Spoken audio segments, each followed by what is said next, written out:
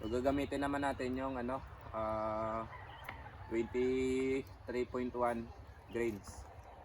So mag-load lang ako.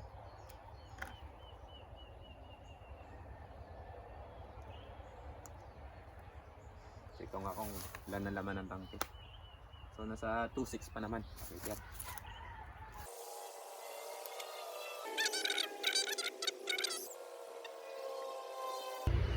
Galing ito sa sa customer niya. So pinabalik sa kanya. Then pinadala sa atin. Pangit daw sabi ng nakabili nito. Ewan ko kung pangit ba itong slug or pangit ba yung barrel na ginamit. Kasi pag hindi mo makuha yung saktong tono sa slug, tsaka yung importante pag nagano ka ng slug, yung chamber mo dapat naka slug chamber. Pag naka-pellet, may technique dyan.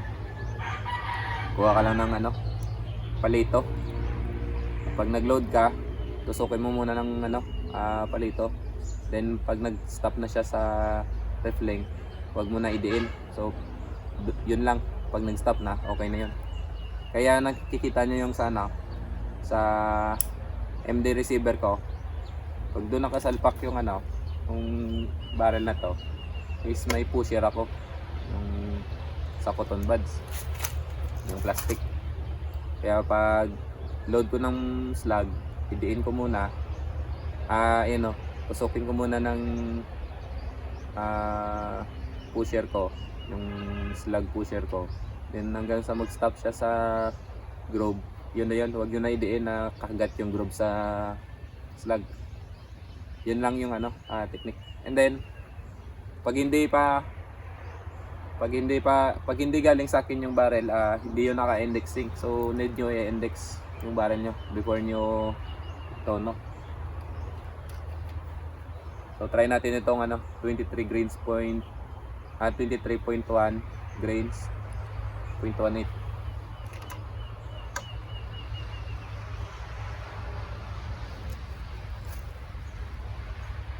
Ayun, grabe yun. Solid ng pagka-tuning ko. May dalawa lang lumihis pero konti lang. Pag kahit tuk mo, tatamaan yan. So try natin ito. Sigurado bababa to kasi medyo mabigat siya konti. First shot, dito tayo mag-aim.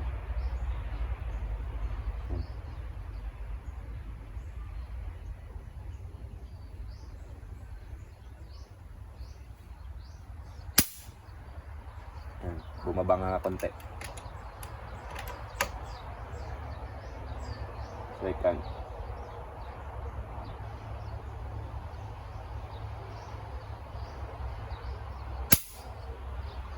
Yun, tumaas.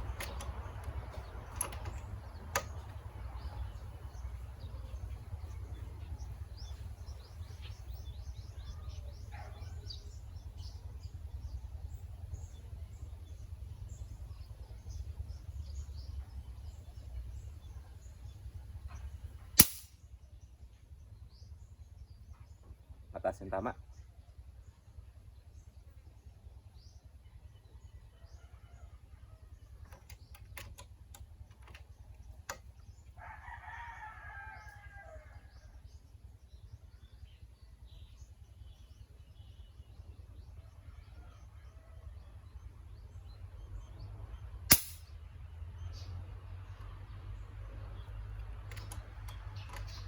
Tumama sa first shot.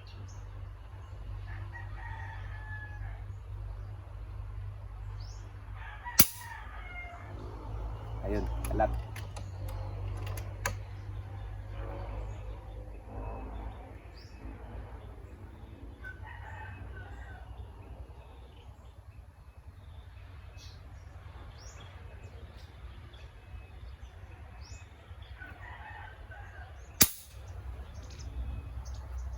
So, possible nga bro.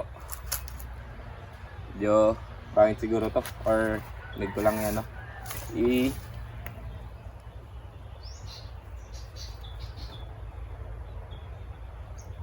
Need ko lang i-tune. So testing natin ulit, magpalit lang ako ng tank. Ito yung kagandahan sa naka knockdown regulator mga kadugo. Pag may extra kang tank tsaka extra knockdown,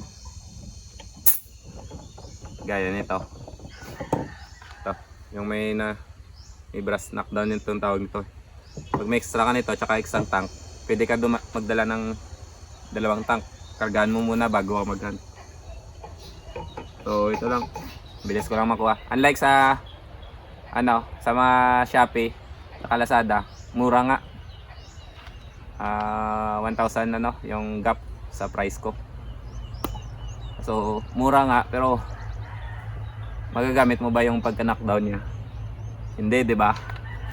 Need mo pa kalasin ng 3K 3K kalasin yung yung sa Lazada. Ito hindi to nasisira yung housing ng regulator, yung itim sa loob, yung tinutukuran ng pin. Hindi to nasisira kasi may stainless ito. Hindi ko lang na kung naka-thread or fit lang. So ito yung kagandahan ng knockdown. Pag may spare ka nito, kahit tatlo, pwede mo magpalit-palit lang ng tank basta may karga na yung tangke. Tapos kahit ganito, kalasin ko ulit to. Nasa 3,400 yung yung karga. Yan. Hindi ko pa nakalas yung tangke. Ayun may tugutin ko, may may kagat pa yung thread. Hindi ko pa ikutin bago kumakalas. Yan. Sa dalawang ikot pa. So yung pagtukod ng pin, konti lang. 1mm lang. 1mm lang na dito yung gap. Then pag ikot mo, wala nga isang ikot, open na yung one way valve. Ayan Ayan. Nasa 3/4 lang yung ikot ko. 180 degrees. Hindi. 360.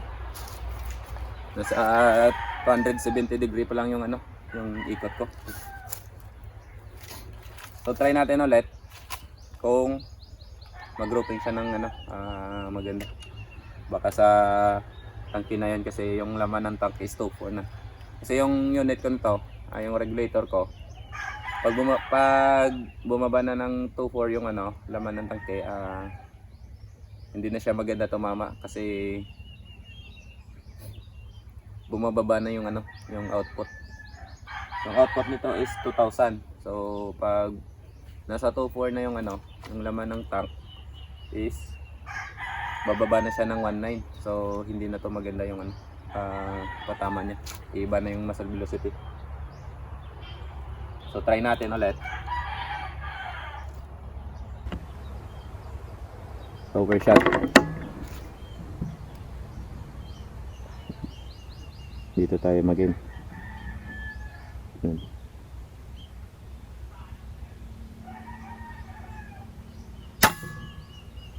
So yun, kaliwa.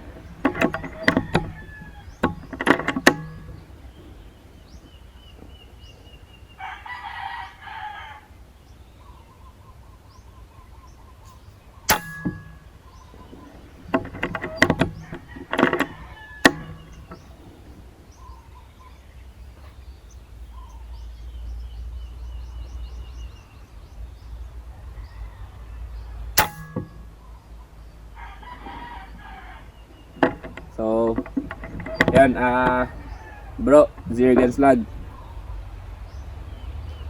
Possible na slug yung ano, ang may difference. Or need dito i-tuning. Iba ka na ano to. Iba kasi yung ano. Iba kasi yung kulay nito sa mga nauna mong padala sa akin. Ano, papakita ko.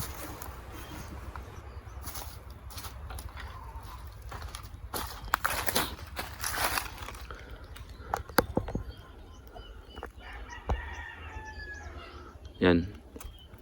May difference yan. Yung kulay. Ito ay parang white. Wait lang.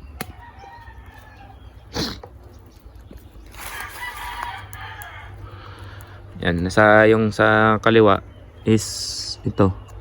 Maganda yung kulay. Hindi siya matingkad pero mas white siya compare dito. And then ito matingkad. Baka sa LED na nagamit ito. Or hindi ko lang alam kasi hindi sila magkabigat eh. May gap 0.2 grams yung gap. Baka need lang to ano i-tuning.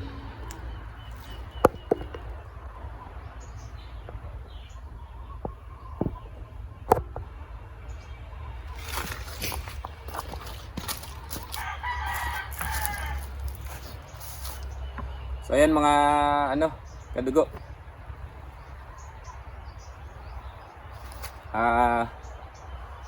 Sa ano, sa old slug natin, grabe, sobrang ganda ng patama. Halos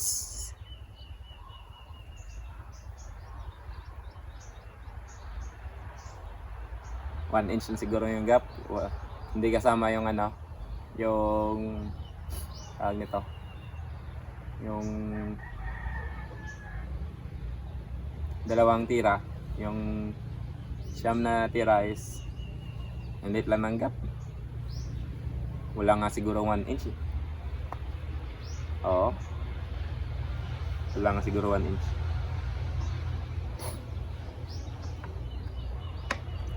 So ano, hanggang dito na lang mga kadugo at salamat sa inyong panonood. So maganda naman yung ano, outcome. And then mag-hunt ako mamaya. So mamayang hapon kasi may gagawin ako ngayon. Mag-hunt ako. Mamaya na lang yung ano, mga nagpapa-shoutout. So ililista ko na.